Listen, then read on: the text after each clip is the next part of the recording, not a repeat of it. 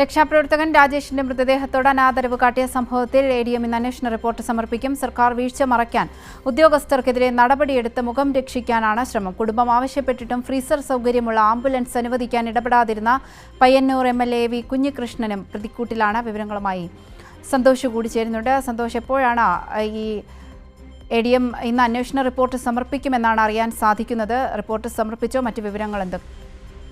അവന്തിക, ഇന്ന് വൈകുന്നേരത്തിനുള്ളിൽ ADM അന്വേഷണ report സമർപ്പിക്കും എന്നുള്ളതാണ് മനസ്സിലാകുന്നത്. ജില്ലാ കളക്ടറാണ് അന്വേഷണം നടത്തി റിപ്പോർട്ട് സമർപ്പിക്കാൻ ADMനെ ചുമതലപ്പെടുത്തിയത്. അതേസമയം തന്നെ രാജേഷിന്റെ മൃതദേഹത്തോട് അനാദരവ് കാട്ടിയ സംഭവത്തിൽ സർക്കാർ ഉദ്യോഗസ്ഥരെ പഴിചാരി മുഖം രക്ഷിക്കാനുള്ള ഒരു നിലപാടാണ്, അത്തരത്തിലുള്ള ഒരു ശ്രമമാണ് നടത്തുന്നത്.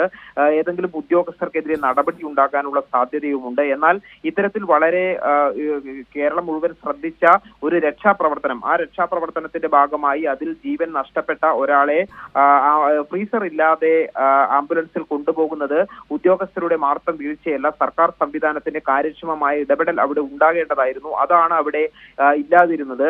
പയ്യന്നൂർ MLA വി കുഞ്ഞികൃഷ്ണനോടും ആവർത്തിച്ച് ഈ കുടുംബം ഫ്രീസർ ആവശ്യപ്പെട്ടിട്ടും അദ്ദേഹത്തിനും ഒരു കാര്യമായ ഇടപെടൽ നടത്താൻ കഴിഞ്ഞില്ല. MLAയും ഈ സംഭവത്തിൽ പ്രതിക്കൂട്ടിൽ നിൽക്കുകയാണ്. അതേസമയം തന്നെ ഈ റിപ്പോർട്ടിന്റെ അടിസ്ഥാനത്തിൽ തുടർ നടപടികൾ സ്വീകരിക്കും എന്നുള്ളതാണ് കലക്ടർ അറിയിച്ചിരിക്കുന്നത്.